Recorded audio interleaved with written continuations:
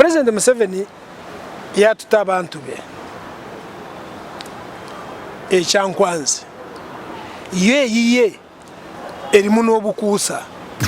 kyova olaba yatute ababaka abapya bokka abakadde basigaddewo amanyi nti wa NRM abadde mu parliament ne baddamu ne bamulonda kyankwanzi tojja kuwunyayo kakolyoki akali awo nakitegeddeko no mu bye babayigiriza okukola okubeera patriotic bayogedde ku ekibiina kya NUP tibasobola butakyogerako kubanga kyekibali mu bulago abanupu bwe boogerako bali bameka nkaaga mu omu naye bali formidable era bakwata ebitundu bw'aba muntu bakwata omutima imwe timuzanya n'ekintu kino nze omukulaba okwange President Museveni tiyayagadde abapya bano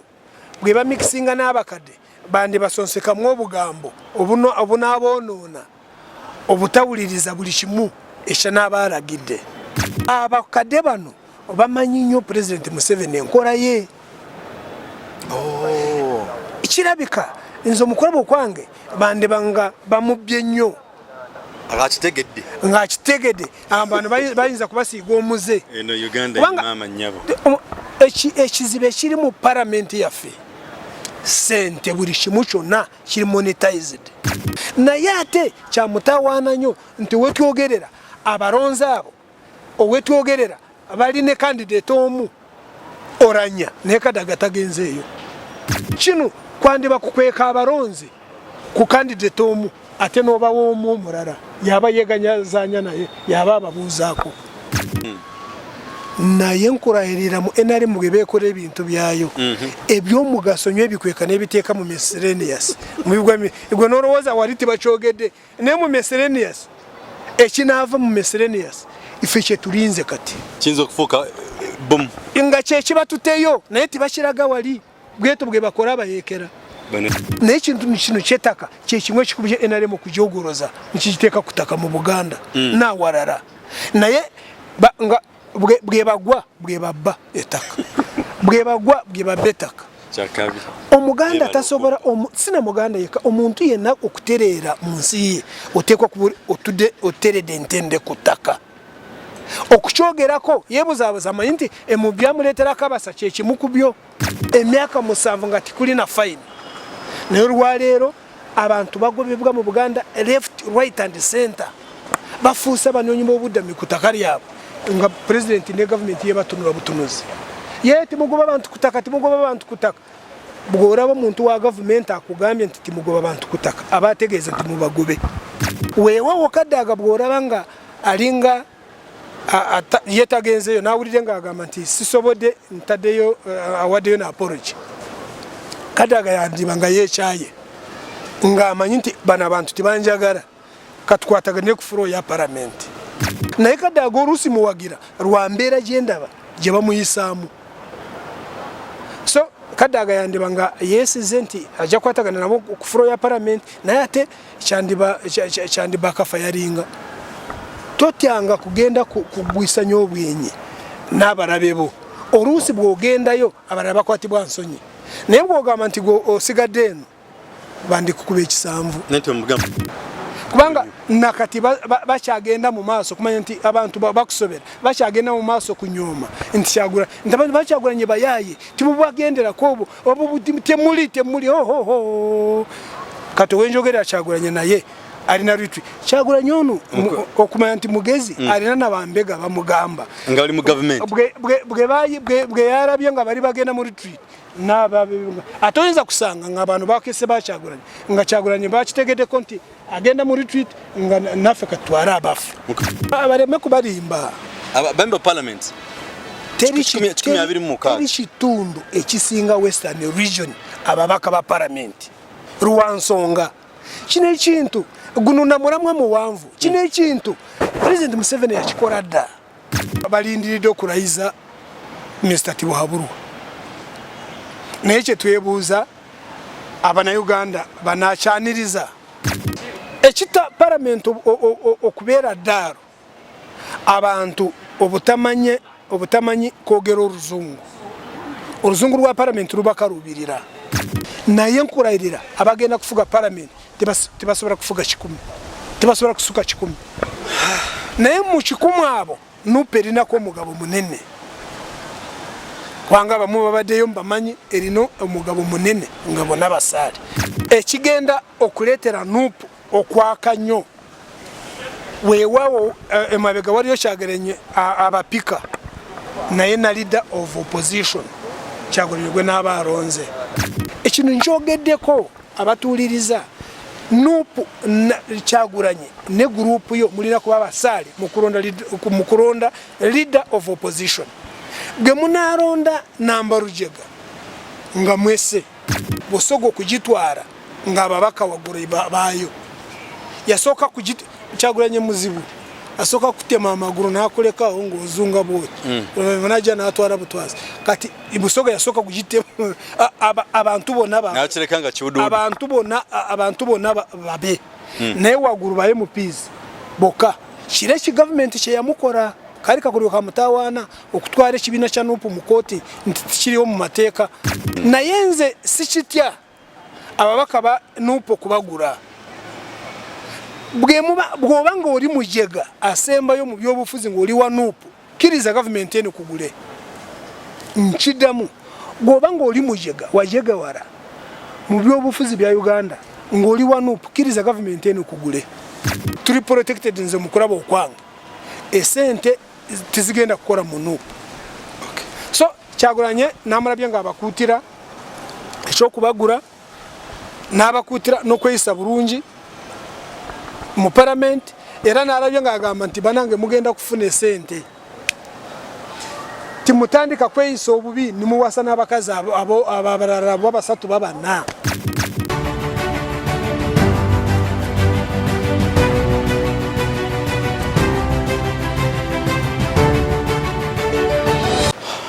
wewa mwebale kutwagala obetuli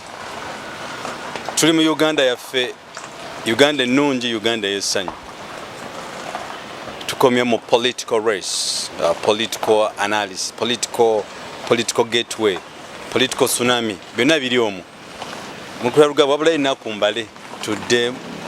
mukulayira watu genda kulayira biche bipya awo simanyi watu genda kulayira bikadde awo simanyi Katonda yamanyi Uganda ekirabo kye yatowa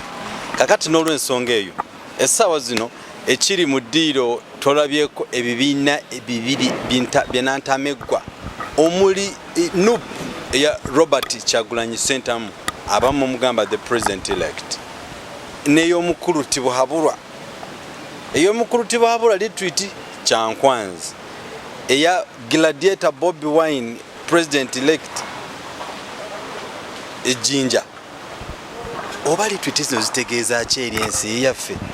tuzisubiramu ki gwe atulaba ozisubiramu ki nawe atulizo ozisubiramu ki fete tumanyi kiki kirimu ekyamanyi ne mukubya Rugaba our political analyst asobola kutubulira what it means these Litwities eziri mu nsi yaffe. Yes, abaturiza natemba ramusiza mwebale nnyo okubeera ku flashlight mbagala nnyo nga bwe munjagala nnyo nina mukwano gwange eyo mu America bamuyita Betty mukyala mu Lwanyi nnyo njogereko lya Betty ddala saagala kulyogera Lwanyi nnyo mwagala nnyo nkutumiddeko ne Rita naye retreat season 2 Kyankwanzi eya Tibuhaburwa neya Bobi Wine zombi nkuru mu byobufuzi byaffe newe turaga mu parliament eddako era nga bwogambe no mukurayira nga tusemberera okurayira oba narayira nanta nebuliza now President Museveni yatuta abantu be Kyankwanzi ye erimu n'obukuusa bukuusa bwangeri ki kyova oraba yatute ababaka abapya bokka abakadde basigadde amanyi nti wa NRM abadde mu parliament ne baddamu ne bamuronda kyankwanzi tojja kuwunyayo kakolyoki akali awo ffe kyetunyonya retreat ndyokenze je kuri turite ya Bobi Wine this induction erimu aba MPs abali elected abapya bokka only the new elected members abakade yaganye kugendayo abachayi naye ffe abanabyabufuzi kati byetunyonya byetuleeta kati imwe timuzanya n'ekintu kino nze omukulaba okwange President Museveni tiyayagadde abapya bano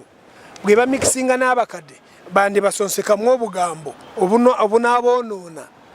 obutawuliriza buli kimu ekya n'abalagidde ekyokubiri abakadde bano bamanyi nnyo President Museveni enkola ye kirabika nze omukulaba okwange bandi banga bamubye nnyo ng'akitegedde abantu bayinza kubasiiga omuze ekizibu ekiri mu palamenti yaffe sente buli kimu kyonna kiri monetized n'okukuba akalulu akabindabinda ku bwa sipiika zijja kuba sente zitagambika kaakati kyova olaba yarabye kaddaga nti ye abadde kumpi kimu kyakubiri ky'ababaka bano abadde kumpi yakisensedde dda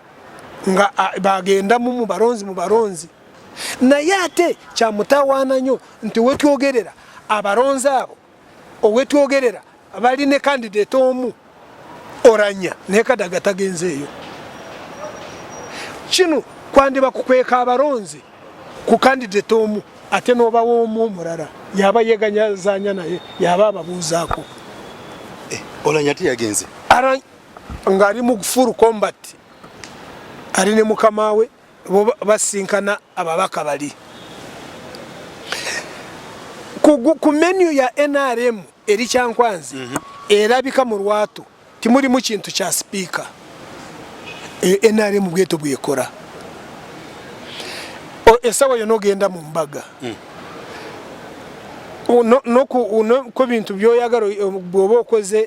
bw'oba okoze ebyetaagiso oyinza kuteekako ekituyita miscellaneous kibaawo miscellaneous mu Luganda ebigwa bitaraze naye nkurahirira mu NRM bwe beekora ebintu byayo ebyomugaso nyo ebikweka n'ebiteeka mu miscellaneous igwe n'olowooza wali tibakyogedde naye mu miscellaneous ekinaava mu miscellaneous ife kyetulinze kati kiyinza okufuuka bum nga kyekibatuteyo naye tibakiraga wali bweto bwe bakola abayeekera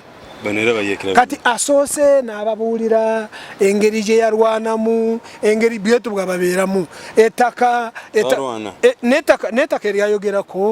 eryayogerako nze omu ku bantu abalondebwa okuyigiriza etteeka ly'ettaka mmanyi ebintu bye twateeka mu ttaka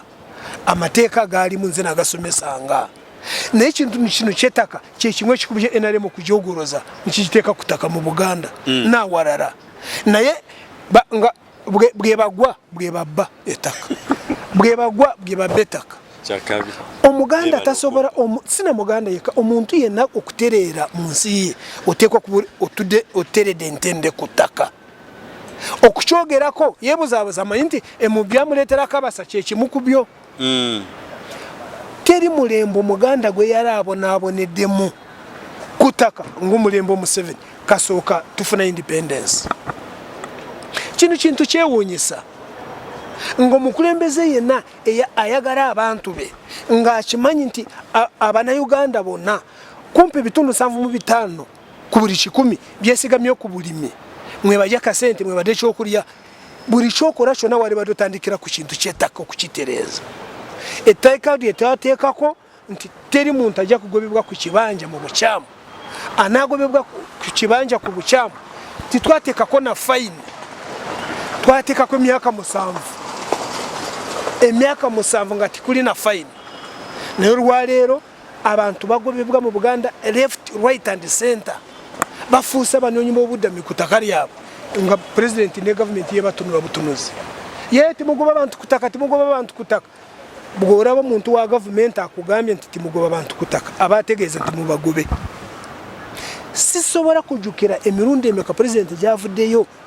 ngawe beragiro kutaka nti timugoba abantu kutaka naye akyali lwakitura nga ayogera bwa nti mugoba abantu kutaka nga ku ground abantu bagoba why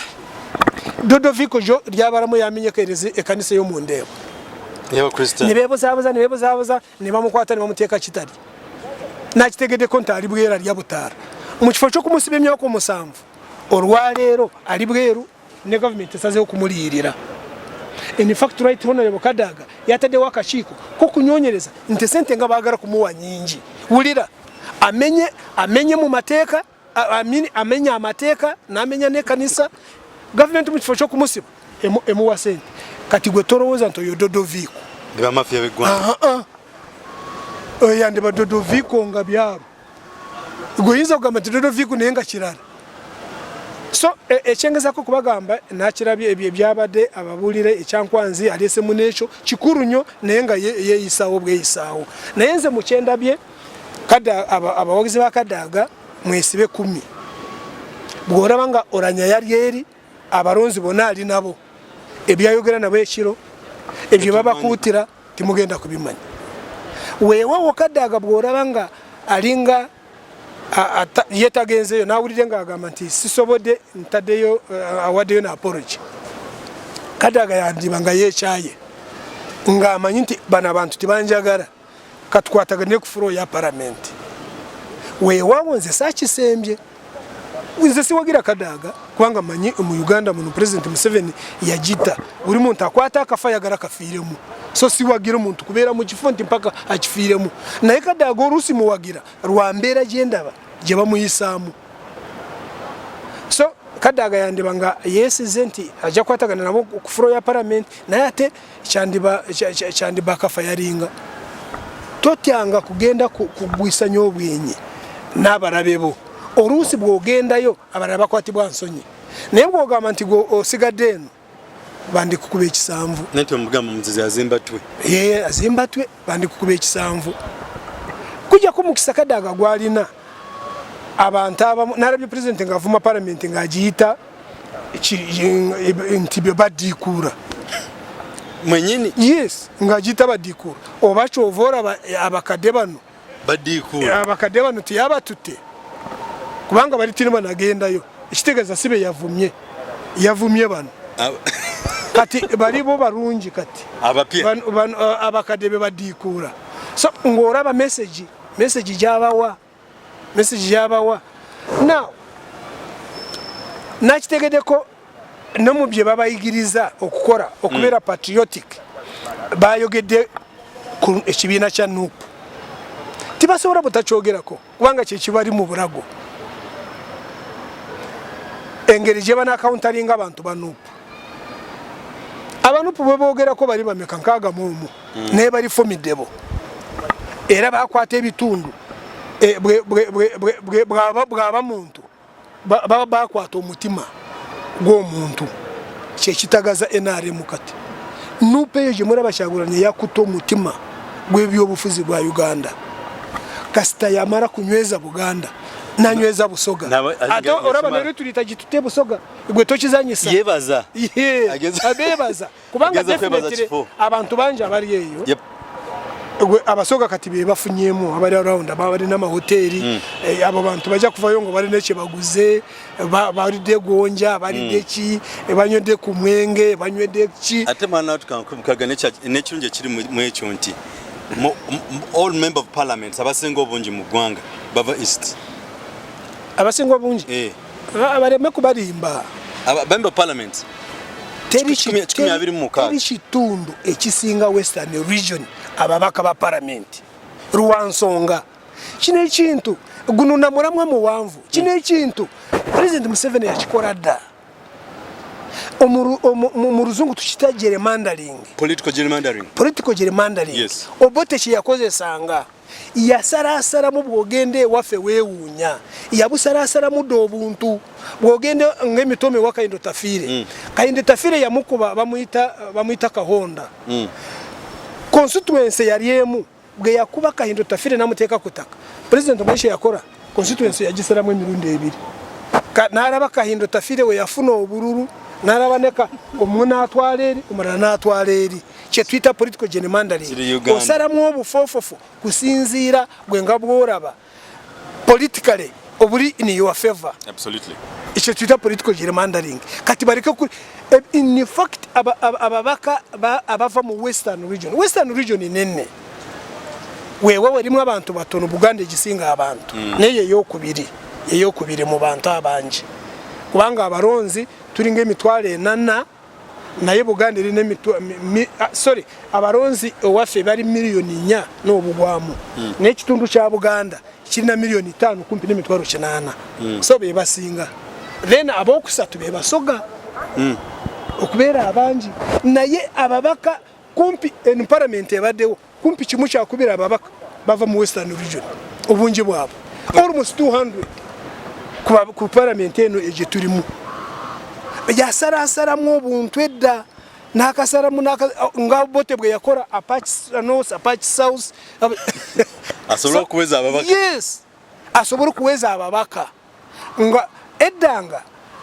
obote ekibina kya UPC cyari kya predominantly Protestants nange tata wange yali wa UPC nange ngabwe turi aba Protestant yarabanga aba Protestant we baberanga mu kifo obabanji obabatono nga saramu constituency bwe yaraba bakatuliki we bari kubanga be bari ba Democratic Party bwe yaraba we bari obabanji obabatono nga waleka byetu bwe biri nakati we twogerera katoraba Rubaga division elimu abaronzi abasuka mu mitwaro 10 ne bari no mu bakogo Kabale esanyibwa mu Kigeze ebade n'abaronzi emitwaro 20 bagisaze mu district 3 kati bwabasaze mu district 3 manya nti abo babaka babashara babo bari basatu guaranteed chovora Rubaga tasobora kugisaramu bwogisaramu oboleso wa opposition omurara Shabadakora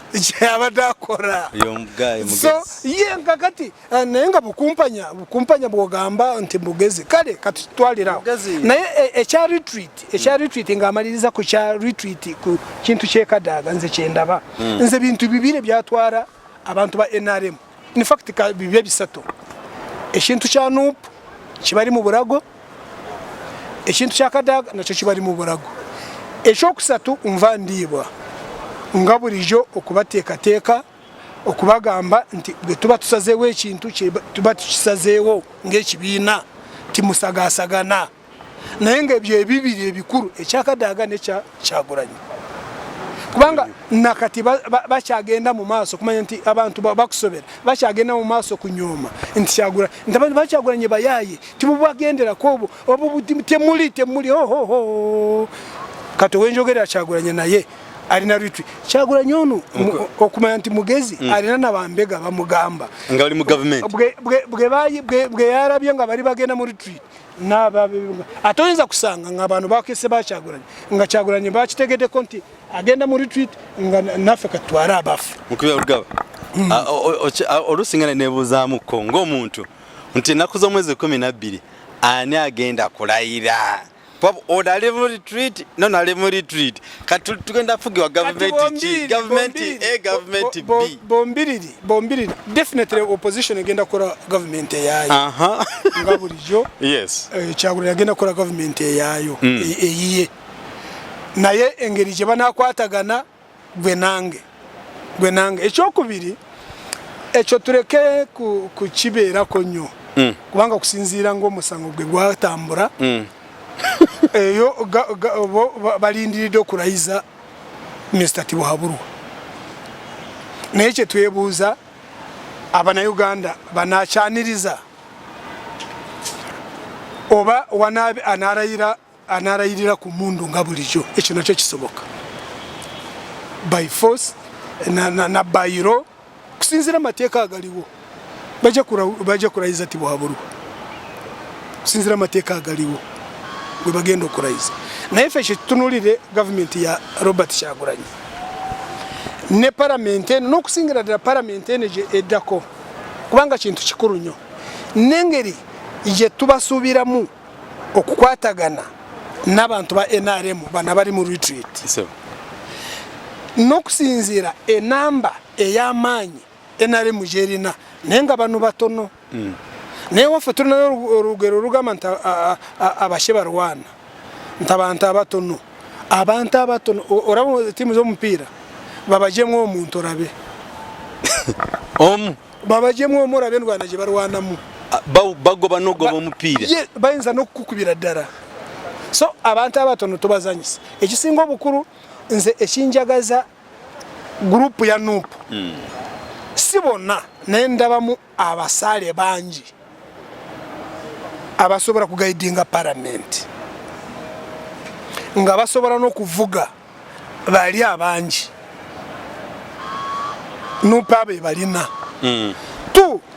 tulemenga kunyooma abantu bano abetutamanye abatanagendayo nga aba NUP abo bantu nze kubanga NUP abantu bangi basomye weewaawo muba banyooma naye nze ndaba bangi basaale ba NUP nga basomye ekita parliament okubeera ddaalo abantu obutamanyi kwogera oluzungu lwa parliament luba kalubirira language barrier kyekisinga obuzibu in fact kise parliaments za Africa abantu abamu okwogera oluzungu nga abasinga obungi tibasobola communicatinga freely mu lulimi olwo alina ensonga ye tasobola kugireeta atya nti nsobola kukola embogo tukiyita embogo okukola ensobi mu luzungu ne bakusekerera ekyo kyekireeta okutta parliament nosanga parliament y'abantu kati tulina ababaka 5 tugenda kubeera n'ababaka 529 naye nkulayirira abagenda kufuga parliament tebasobola kufuga 10 tebasobola kusuka 10 naye mu 10 abo NUP erinako omugabo munene kubanga abamu babaddeyo mbamanyi erina omugabo munene nga bonna basaale n'okusingira ddala NUP ekigenda okuleetera NUP okwaka nnyo weewaawo emabega waliyo Kyagulanyi abapika naye na leader of opposition Kyagulanyi gwe n'aba alonze in fact bino ebyetwogera kati nga Kyagulanyi ekimutwazisa ababaka abo n'ekyo nakyo bandikyogerako ne bayinza batakyogerako kubanga that is administrative thing kubanga ekintu bwekito oyinza butakiteeka mu lwatu omuntu gwe n'alonda oyinza butabasabuje butinga kukuba akalulu n'osalawo n'opinipointinga mu omuntu ono yajja kubakulembera naye omukulembeze ye n'omugezi oba wamaze dde okusoma embeera n'olaba nti kusinziira parliament gye tugendamu n'osoma n'okusoma nti n'okusinziira bali leader of government business gwe banaleeta kubanga ono yagenda kumwanganga bwetu bwe bitambula muntu ki asobola kwanganga prime minister kubanga yajja kuba leader of government business omuntu wanga anayanganga prime minister katugambe nga bwe bakomyawo right honorable Mama Mbabazi muntu ki asobola kwanganga right honorable Mama Mbabazi nga bwe mumumanyi nga bwali muntu ki kabe ndugurugunda muntu ki asobola kumwanganga weewaawo ndugurugunda oluusi abantu bamulaba ng'aliddaala naye kulevo ye because he is one of the most respected people in this country kulevo ye noli gwe bayinza okukomyawo weewaawo eri ruuma ne ruuma ogikwata bukwasi nigigabeera ng'amazima ng'oyagala olonda omuntu omusaale asobola kukauntalinga oli ekintu nkyogeddeko abatuuliriza NUP Kyagulanyi ne gurupu yo mulina kuba basaale mu kulonda leader of opposition gwe munaalonda namba Rujega nga mwese ekyembaleetera kyakulabirako ekirungi kya FDC yalina omukyalo musaale Winnie Kiza era tumukyazako ndoza weekend yes yali musaale nnyo I liked that lady. I still like her. Naye raba bwe bamujawo raba gwe bazaawo. Ogwe bazaawo alinga ataliiwo. Very, very weak and dark. Juzi yagambye nti Nuupu eri mu Kampala okka. Ani? Oyo omukyala Ochang, things of that kind. Yeah. Yagambye nti no, Bobi Wine is only in the central. Naye mubuuze nti State House eriruda weriwona. Gwe mukyala gwe nkubuuza State House eriwona. Enokwera mu kifo kimu.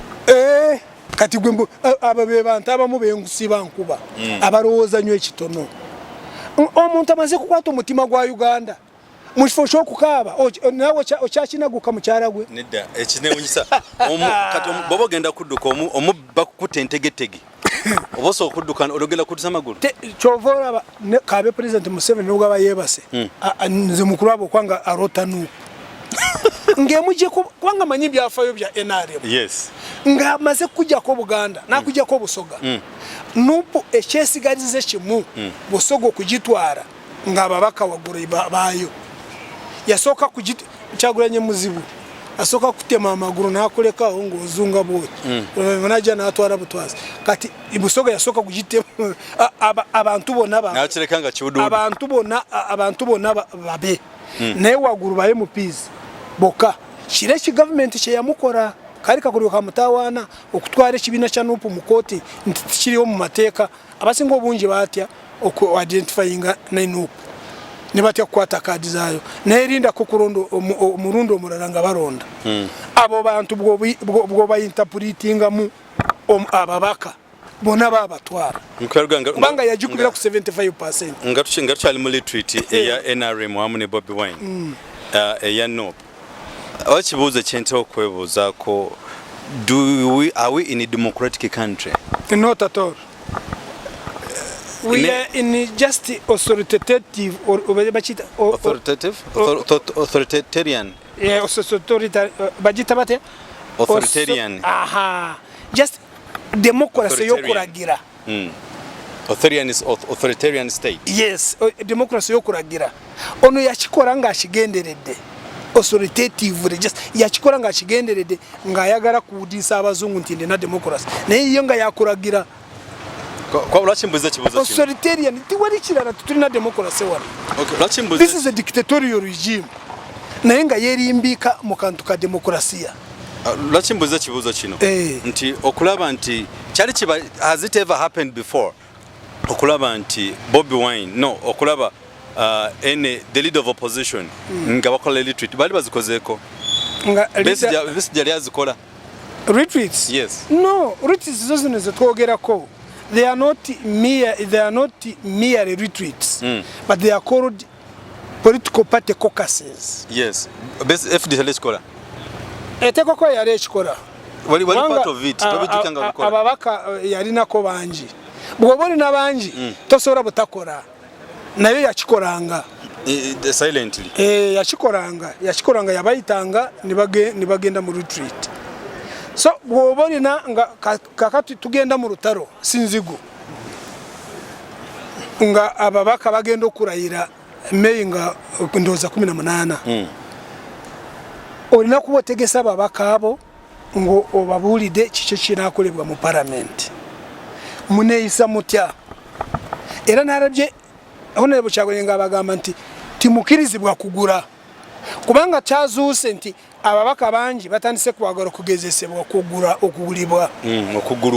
okugulwa naye nze sikitya ababaka ba Nuupu okubagula bw'oba nga oli mujega asembayo mu byobufuzi ng'oli wa Nuupu kiriza gavumenti eno kugule nkiddamu bw'oba nga oli mujega wajegawala mu byobufuzi bya Uganda ng'oli wa Nuupu kiriza gavumenti eno kugule. That will be the end of you. Ojja kukola ekisanja kimu Abannayuganda tibeerabira bakutereka enkeera ne bakusasula. Uganda. Yes, enkeera ne bakusasula. N'olwekyo nze sitya yes nkimanyi nti gavumenti esobola ku succeedinga n'ebeera n'abeegura naye ejja kugula mpewo. Omuntu mu gavumenti eno nga bwefaanagana n'engeri gy'ekolamu ebintu byayo ababaka bano papasingo bungi bali mu Buganda eno ngabwe emaze kuzukuka buri muntu yena yekurubesa ku kintu kitibwa government eno ya NRM bagenda kumaka rulencha kati goba mujega wanabachokiriza bakugura kure kisanje ekimu tu ababaka banu ngabwe nzize ngachogera baje ko expensive for the government, too expensive to be bought for this government. Why? Aja ugamba nti munango kiraba gonongura sida kati mpaye ekisanje kirala ekimu esente zirize kisanje ekimu ngo waza asheza tosobona chovorba gwe mukisa gwe turi abawakanya government no kusingira dirabe kurubesa kunu ife turi protected nze mukuraba okwanga esente tizigenda kukora munu. So cyaguranye namurabye ngabakutira cyo kubagura nabakutira no kwesa burungi mu parliament era narabye ngagamba nti banange mugenda kufuna esente timutandika kweyisa obubi nimuwasa n'abakazi ababarara babasatu babana mufuke cyo kurabirako nayogera no kukintu cyenguzi. In fact ekintu cyenguzi mu retreating eya no alina kubakutira kubanga waliwo ebisikiriza bingi ebinabasikiriza okuriyenguzi mu parliament ekyo kurabirako obukiiko buno bwe bana abateekamu bwe bana abaronda bwe bana abaronderamu muri mwe sente mpitiriva abantu ze batamanyi bwobanga muri naje mugenze ku investigating certain organization ba company bari basobora kuba compromisinga nibagamba bari bameka bano bari ana umutatu tawanya buri muntu kamutuwe miliyoni 5 ngawore kibagaro kubika abamumba manyi kibabade bakora no kusingira derabwe mu nabera mu kashiko bunari ubushiko bufuna kosase park obushiko bufana kano kubwebuti government oburi atenga mu mateka ga Uganda mu mateka ga Commonwealth countries obushiko katugameka kashiko ka park public accounts committee teka aba opposition biye bakakulira kosase teka so ngorabo buchiko bwenkizo obunyonyereza ku government katate busiga bwesigamiza munu wanga bajja kuba lead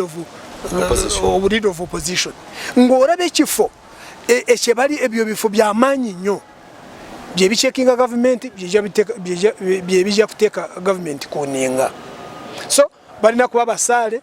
banyonye bali ekintu cyo mururu narabye ngachogerako ekintu cyo mururu bakikomye ogubana babaronze yoyo kubanga muri nkaga mumu ngonati mujja kuba bachiya persons bo bushiko you can't ekisoka mujja kubera nga mujja kufuna yo sente zamwe mpitirivu no kusingira dara bano abatatwalibwa mu koti mayeteka lyachuka abanji mujja kusoka mufune sente z'emotoka miliyoni 2 bwobanga umusango gwo bwobanga tolina akabuza ku kuronde bwako parliament ya Ghana buri muntu alina akabuza ku kuronde bwako kabe kadaga tagenda kuzifuna mpaka umusango ngabagusaze kubanga ruli wazifunanga atenkera niba umusango nigukusinga mu parliament atenga bamazira kutwara sente z'emotoka ora komawo ngabamu wa kitundu katebyo babiyimiriza wewa kakati norensange mikano javana flashlight no Uganda so abanupu cyaguranye mwebazanyo kubatwara muri retreat mubere bagumu ebya nabagamba mu binywerereko namwe muteke mwamagezi timutuswaza.